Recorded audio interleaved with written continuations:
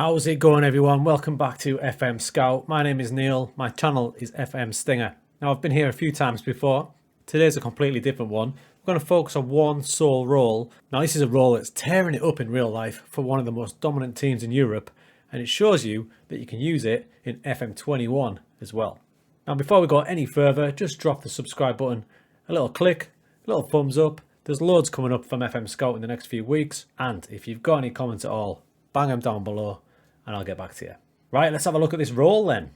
So the role in question is the inverted wing-back role. I'm sure a lot of you have seen recently Man City on their incredible winning streak, and a main key part of that has been João Cancelo coming in either from the right or on the left and acting basically as an extra central midfielder. He's had a great season, he's tearing it up, and you can tear it up too in game. Inverted wing-back is fast becoming my favourite position and role in this year's FM.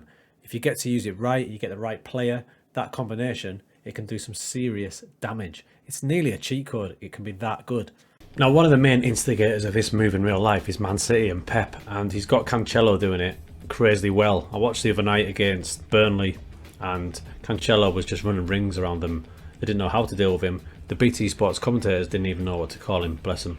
They've had great success with it, so much so that Kyle Walker can't even get in the team now as a traditional wing-back. He's preferring to use an inverted wing-back to aid central attacks. This is how they lined up FM style the other night against Burnley, and they had the four across the back, and here's Cancelo there in that role I talked about as an inverted wing-back. Now what you'll find is every time he got the ball, he was in these areas. He wasn't anywhere near the full-back position, even as far up as in here, affecting the game in these areas. And that's what an inverted wing-back can do for you. It can help overload in the central areas, in all these sorts of areas here, giving you a really aggressive option to attack through the middle. Now, he's still a full-back at heart, so when you're defending, he's going to cover these areas. Obviously, sometimes he may get caught out if he's up the pitch here and you lose the ball. That's where other positions, such as this one here where Roger was playing, come in pretty handy. Now, City can get away with it to an extent because they're such an aggressive possession-based team that they're not going to lose the ball as often as your or my team may.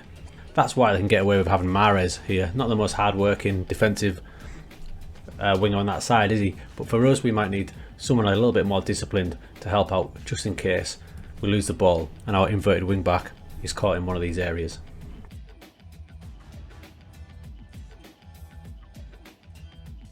So here we are in match, and I want you to look at straight from the kickoff Cancelo's positioning. So there's Cancelo there. Now this is straight from kickoff, remember? So let's just highlight Cancelo and you'll see, this is a great example, I've got lucky here. You'll see what he does. So we just press it play there. There's Cancelo highlighted, gets the ball in the middle of the park. And that's where he wants to be, and that's where he's going to carry on being. Wanting to dictate the tempo in the middle. He's almost like a playmaker. Lays it off to Sterling, but then what does he do? A traditional fullback may come down here for the overlap, down here from Mahrez, but Cancelo carries on his run, keeps going, pause it there, look where he is, on the edge of the box, like an attacking midfielder. It's a mad role.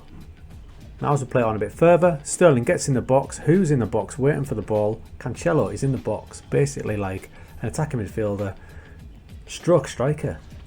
Okay, attacking throw-in for us. Now a traditional fullback stroke wing-back would most likely be somewhere down here, looking for the ball, or if he's on defence duty, he'll be on here next to your centre-backs. Cancelo is that man. On the edge of the box, ready and willing. Let's play it on, let's see what he does. Gundogan to Sterling. He's still hovering there on the edge of the box. Sterling gets it to Gundogan. Now he's made a break into the box. The move falls flat, but you can see his attacking intentions. A common misconception is that they don't cover any of the area down the side that they're on, but as you can see here, Cancelo is about to take a throw. What you'll find is, once he's done his duties down there, he will then look to move back into the central areas, but he does still cover these areas too. So he takes the throw, sticks down the right hand side, you see, so he still will cross in if the opportunity is there and he finds himself out there, but when he chooses the better option of going infield and the ball comes back to City, you can see Cancelo here has made the move to go back inside rather than stay outside here like a normal fullback or wing-back would.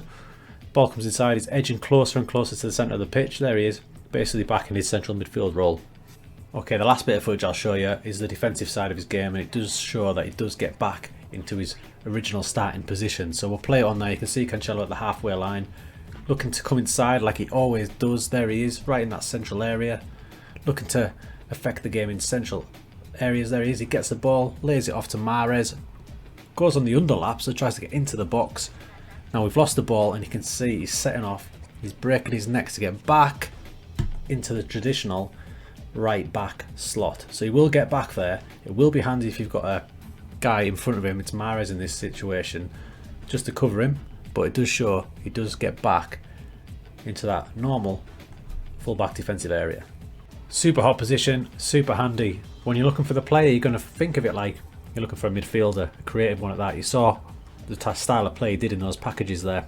So passing, long shots, because those areas he gets into, a little bit of flair, some dribbling wouldn't go amiss. Don't forget the defensive side of his game as well, and because he's covering so much distance, you're going to need to have a little look at work rate, stamina and fitness as well. It's a super handy role. People are getting some great success out of it. You can see what it can do for you, overloading those central areas. My little tip would be to have someone probably in and around these areas there just to cover his ass if he gets a little bit lost and you're not a Man City style of team where you keep your possession all the time. And if you can get a hard working winger in front of him, even better. There you go, folks. That's the inverted wing back. Let me know what you think. It can work in so many different formations, tactics. It's a nice little tool. People are starting to twig onto it, but if you haven't given it a go yet, have a little go with it. If you like that little breakdown of the position, I do a load of these over on my channel under the Know Your Role series, so drop us a sub if you liked it. Hope to see you over there. And for now, have a great weekend. Any questions, bomb in the comments, and I'll see you soon.